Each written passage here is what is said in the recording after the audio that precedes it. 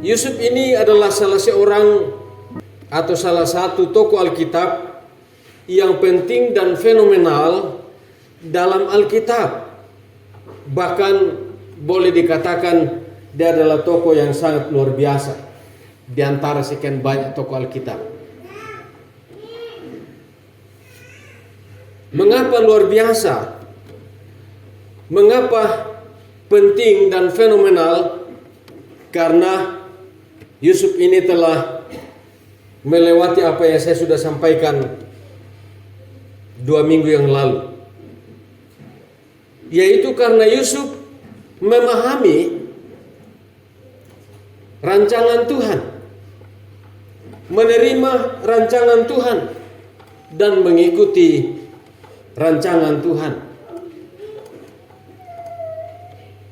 Memahami rancangan Tuhan memang sulit,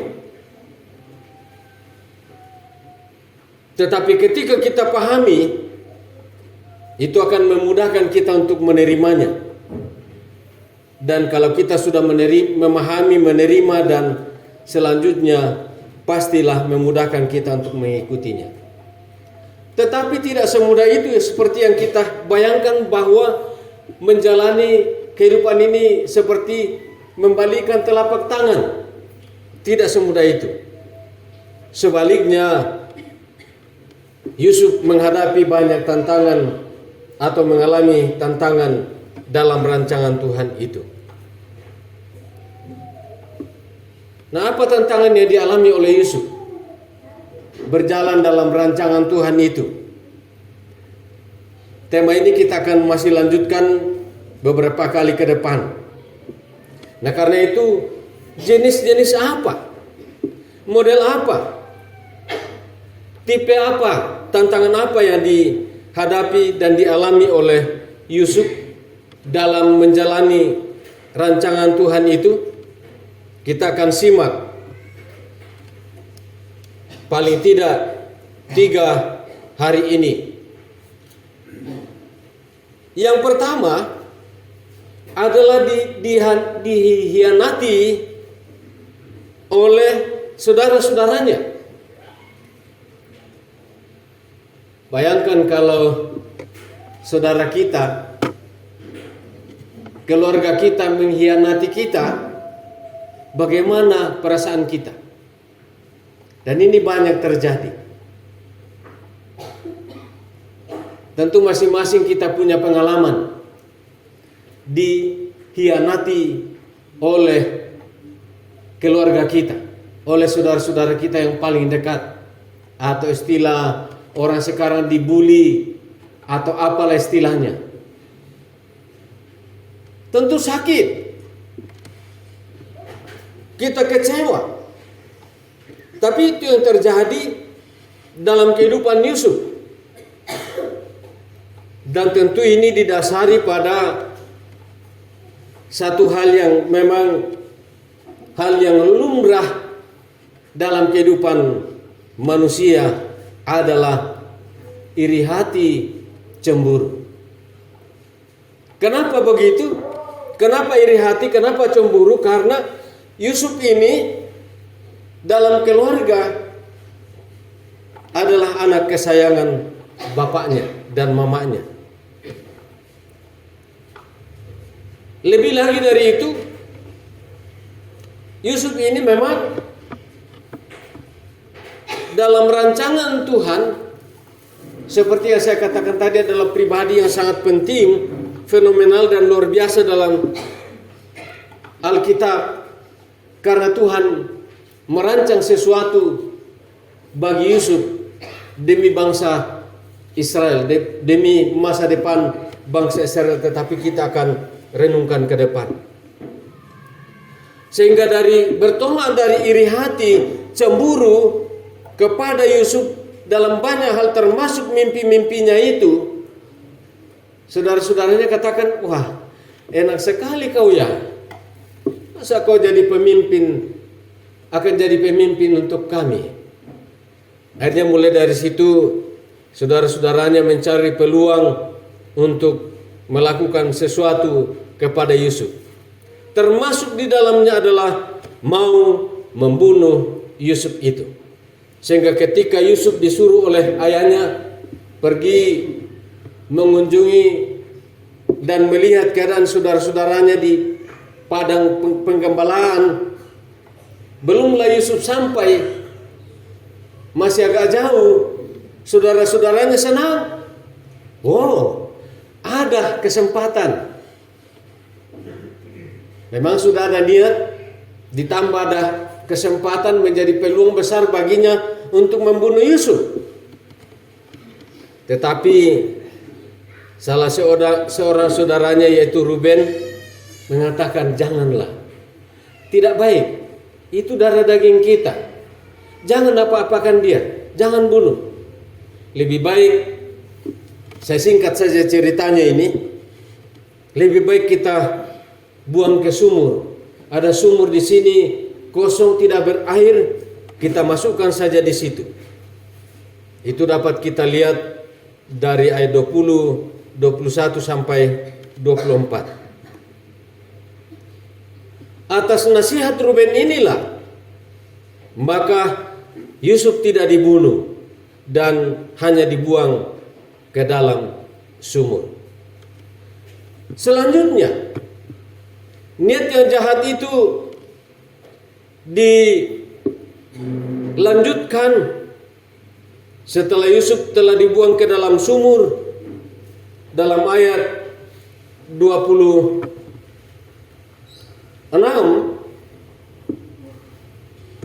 ayat 25 sampai 28, di situ dijelaskan ketika ada saudagar-saudagar lewat, pedagang-pedagang orang Ismail, dijuallah Yusuf itu kepada mereka. Ini atas dasar usulan saudaranya lagi, yaitu namanya Yehuda. Sepakat dengan Ruben tadi, tidak mau membunuh dan mau meloloskan Yusuf dari pembunuhan itu. Sehingga tadinya hanya dimasukkan dalam sumur. Setelah ada pedagang-pedagang orang Ismail itu lewat, mereka sepakat lagi dan Yehuda mengusulkan, lebih baik supaya jangan kita berhutang darah membunuh adik kita, lebih baik kita jual saja kepada orang saudagar-saudagar ini. Mereka sepakat. Lalu dijuallah Yusuf 20 sikal perak, khusus dalam ayat 27 itu. Kalau saya mencoba mencari tentang konversi 20 sikal perak itu ke dalam rupiah, saya menemukan sekitar 2.850.000 harganya waktu itu. Seorang manusia diperjualbelikan hanya sekitar itu. Tapi nantilah dicari, siapa tahu informasi yang saya dapat kurang akurat, nanti dicari. Seorang manusia diperjualkan hanya 2.850.000. Dulu memang murah sekali orang diperjualbelikan.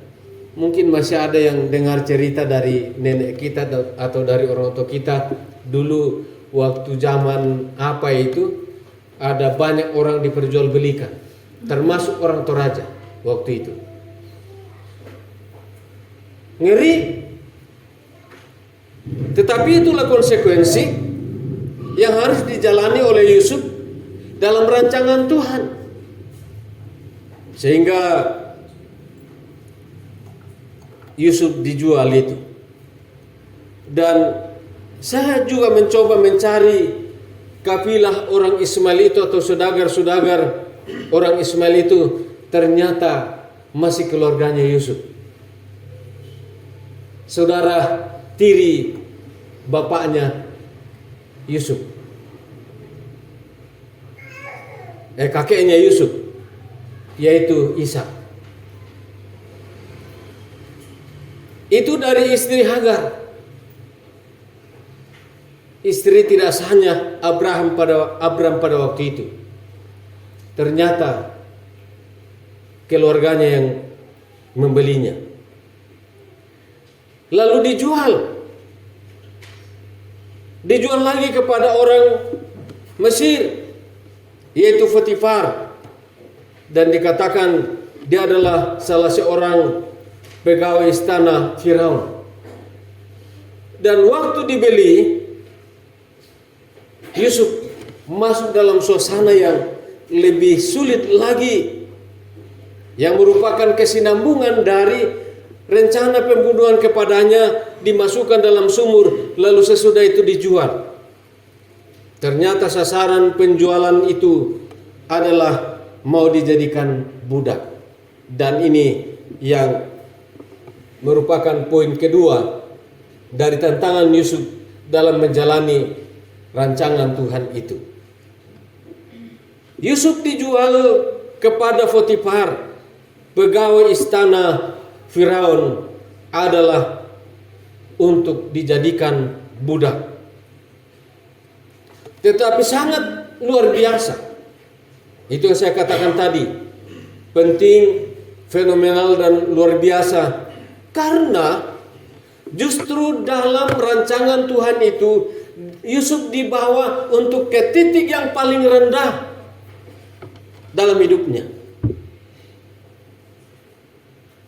Tentu dapat kita lihat dan bayangkan, meresapi tentang namanya nasib seorang budak. Bagaimana perlakuan tuannya kepadanya. Beberapa waktu yang lalu, marak-maraknya penganiayaan tenaga kerja dari Indonesia ke luar negeri. Banyak yang tidak pulang. Mereka korban kekerasan di sana dan mati tidak diketahui oleh keluarganya. Bahkan mungkin sempat pulang, tapi dalam kondisi yang sudah menyedihkan, karena mereka disetrika, mereka disiram air panas, dan macam-macam lagi kekerasan yang lain yang dialami oleh mereka. Dalam hal ini juga Yusuf sekali lagi dibawa ke titik terendah dalam hidupnya. Tetapi justru dalam kerendahan hatinya itu, Yusuf semakin luar biasa. Karena apa? Dalam perbudakannya, Yusuf disiplin kerja.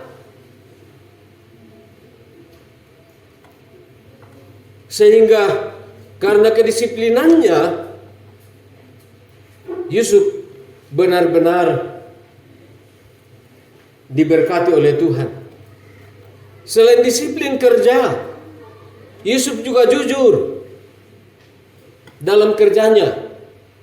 Dan ini yang memang katakanlah salah satu integritas manusia yang terpenting adalah kejujuran.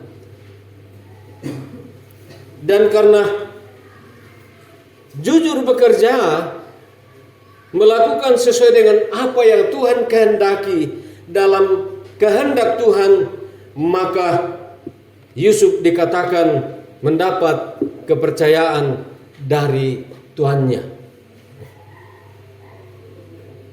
Dan mulailah di situ semakin terbayang apa yang menjadi rancangan Tuhan bagi Yusuf secara pribadi. Waktu itu masih dalam konteks tantangan Yusuf untuk menuju ke rancangan Allah yang lebih besar. Tapi ke depan itu kita akan lihat. Apa itu? Rancangan terbesar dalam rancangan Tuhan kepada Yusuf.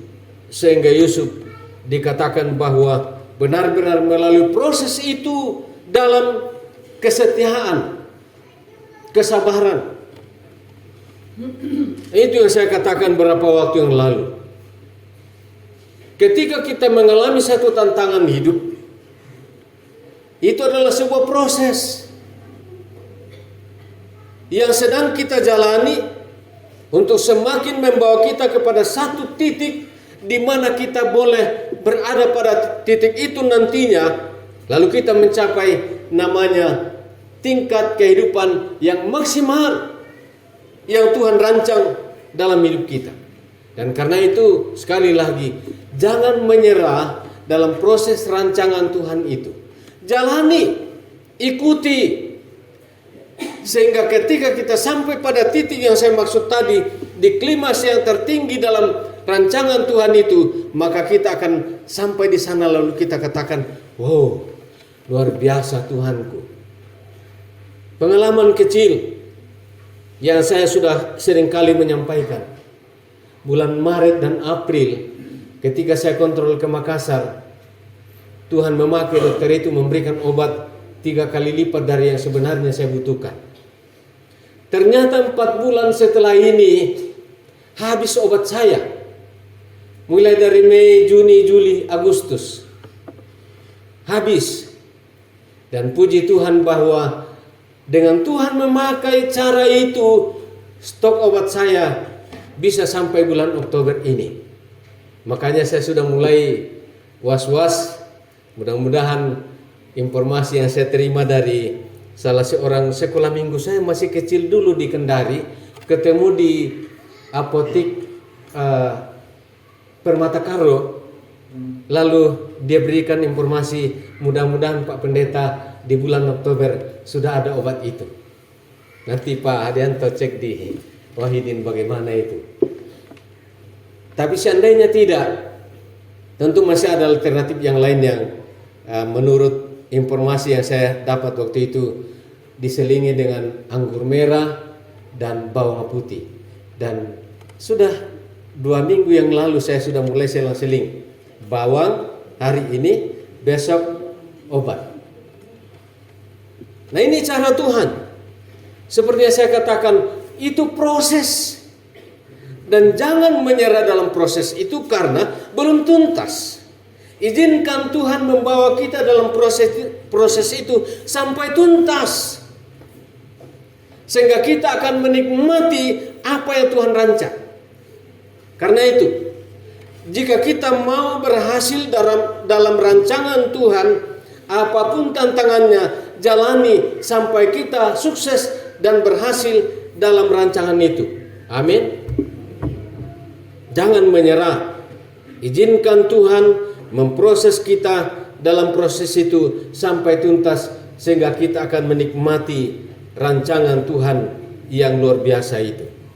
Yang terakhir, yang ketiga, tantangan Yusuf dalam menjalani rancangan Tuhan bagi dirinya secara pribadi dulu.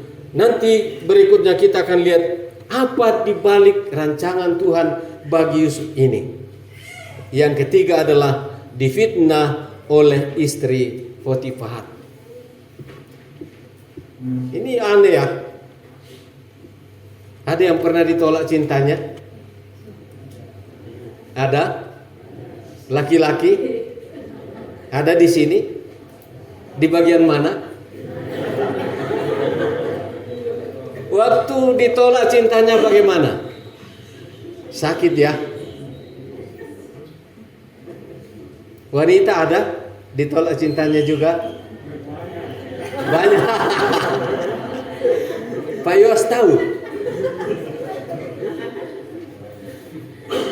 Sakit memang. Dan itu yang membuat istri Potifar ini menfitnah Yusuf. Karena Yusuf ini orang gagah. Dan waktu istri Potifar mau meminta Yusuf untuk menggaulinya, ternyata Yusuf berani menolak. Hebat ya. Kalau saya ini mungkin, kalau Yusuf saya waktu itu, saya akan berpikir, seandainya, ya, wah ini peluang besar, kesempatan. Tapi Yusuf berani tegas menolak itu karena dia berada dalam satu rancangan yang indah bagi dirinya dan bagi orang lain, bagi bangsanya. Sehingga Yusuf Yusuf berani menolak itu, dan waktu didesak, lari dia. Saya tidak tahu persis bagaimana itu bajunya Yusuf waktu itu, apakah tidak dikancing atau dikancing, tapi karena kerasnya ditarik, lalu Yusuf juga berusaha lepas dari cengkraman itu, akhirnya robek mungkin kancingnya, lepas bajunya, lalu ditinggal di situ, dan itu dijadikan barang bukti oleh istri Potifar. Sampailah Potifar di rumah, "Pak, lihatlah bajunya itu orang yang kau bawa ke sini. Terlalu berani dia, mau menggauli saya. Tapi saya berteriak keras-keras, akhirnya dia lari. Ini fitnah." Tapi Yusuf itu merasa bahwa oke, biarlah fitnah itu diberikan kepada saya, tetapi yang penting saya konsisten pada rancangan Tuhan dalam diri saya. Akhirnya Yusuf lari, dan karena lari dari rumah, dalam ayat 39 pasal 39 ayat 7 sampai 20 sangat jelas di situ bagaimana Yusuf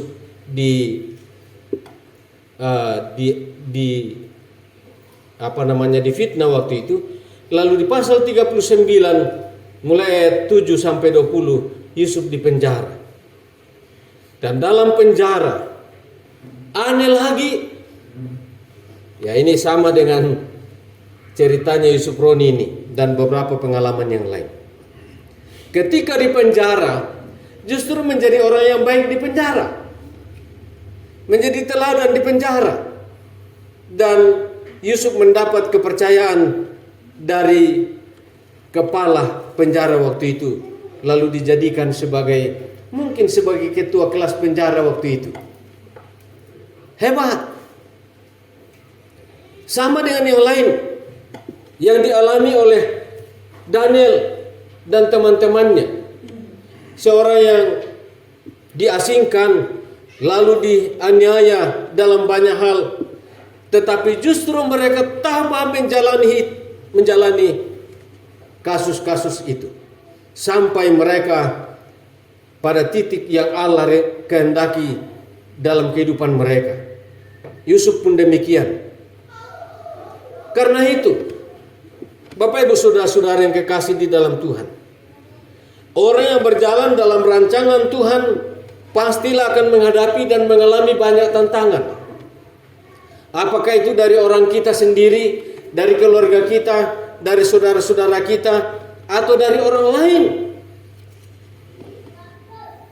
Tetapi tantangan itu, lihatlah dari perspektif Allah,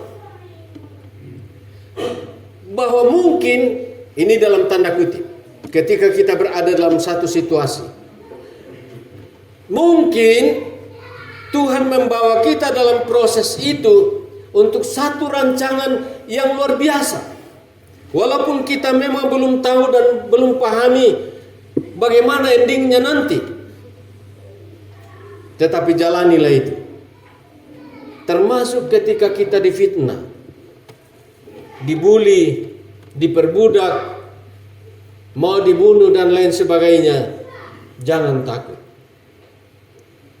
Karena tantangan-tantangan itu justru akan menjadi anak tangga bagi kita menuju sukses yang besar. Dalam satu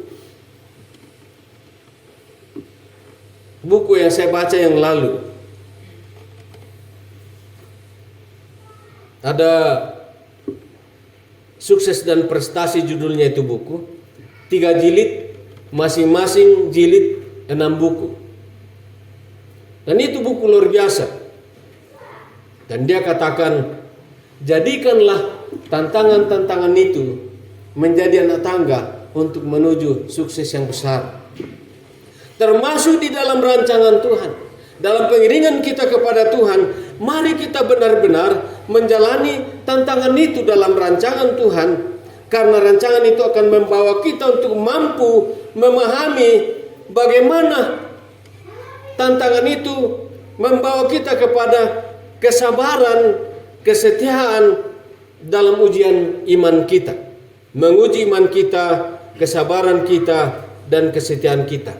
Sehingga ketika kita berada pada 3 level itu, menguji iman, menguji kesabaran dan kesetiaan kita, tantangan-tantangan itu akan membawa kita mampu memahami makna tantangan itu dan akan membawa kita untuk bisa menyikapi tantangan itu dalam kehidupan kita selanjutnya.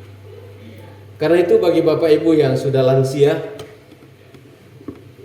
itu wajar dibanding kita ada lama tua, kira-kira lama tumba. Ya, firman Tuhan katakan umur manusia itu sangat terbatas, paling 70 sampai 80. Itu pun juga kalau masih sampai lebih 80 itu adalah luar biasa. Tetapi di dalamnya adalah penderitaan. Tongan lepa Amos. Napadok-dok mga miki morele. Hai. Tua mo ramang. Nakua basa toraya nakua taik ila tu batu. Jangan takut dalam masa tua. Dalam Yesaya 45 kalau tidak salah itu, sampai masa tuamu, putih rambutmu, aku tetap dia. Aku tetap aku, dan aku akan memelihara kamu. Yang sakit-sakitan, jangan takut. Tidak selamanya orang sakit itu mati. Tapi justru orang sehat, pembina ada sakit lampat air ditiro, tak ditandai. Nah di kona, mama siapa sama ibu ni? Si salam siapa sama ibu? Oh na tak mo. Dan duka tu tomasaki na kuah kena lama mereka apa matua susi matuan tadi na faru. Dalam ke tak berdaya. Tapi na sangat toraya, ini luar biasa. Sedang saya pelajari budaya Toraja, pemali mate ketai pinawatun na kumatua. Amin. Ini luar biasa. Jangan takut yang sakit untuk mati. Yan natai panawatun ta mate, tak tala mate, muhim basusi. Na den tomasaki jong rumah sakit palopo den duamo. Ditambah malam pasemayan tomasaki jong rumah sakit. Dan tetangga ki bangsa semua pa keluarga duka disambe limbu na rostro na tambay nasa mi tuana na na kumale mo kami may pia mi si tamu-tamu mi mami sa hindi siya ambay na lamate mo te sa nar ko rumah sakit ko kami te may anak-anak na sa si sampu mga siapa kan kekuat tak panalamate itu tumatu dak mi matakut. Akhirnya keluar dari rumah sakit itu 6 bulan sehat karena orang ini rajin lari, jalan jogging. Akhirnya dia pergi selalu jalan, tabrak ke motor, tabrak lari, bayi pirang bulan pada dirawat namanya mati. Itu belum waktunya. Ada satu juga yang dibawa dari Palopo, tetangga juga di Pacok Merah. Ada anaknya dulu dewan di Tanah Toraja namanya Takin di Mandetek rumahnya. Itu saya dipanggil ke rumah sakit sama anakku lama butuh dia mau tanda-tanda lamate saya naroko di pori mo simpotedo tulimanna kukua ona di pori ora riu tu limanna tomatua anakku topa pepasan tomatua tore nyawa, sangkin nyawa, kuko, iya. Akhirnya kuko, tai pe nalamate tu tumatua, mimi tore na tai pe nalamate, tai panwatuna. Akhirnya berapa tahun kemudian mungkin ada 8 tahun sampai 10 tahun namanya mate mandetek di Basar Pacok Merah sudah dikabur tonano tapi karena tai kesempat hadir, saya hanya mengikuti informasinya waktu itu. Karena itu sekali lagi yang sakit jangan takut untuk mati karena segala sesuatu ada di dalam rancangan Tuhan. Demikian juga tantangan yang lain. Apapun sifatnya dan bentuknya kepada kita, jangan takut dalam tantangan hidup itu. Jalani. Ada rancangan Tuhan dalam diri kita untuk maksud yang tertentu yang jauh lebih besar seperti yang ada pada Yusuf yang kita akan renungkan dalam waktu yang akan datang. Amin.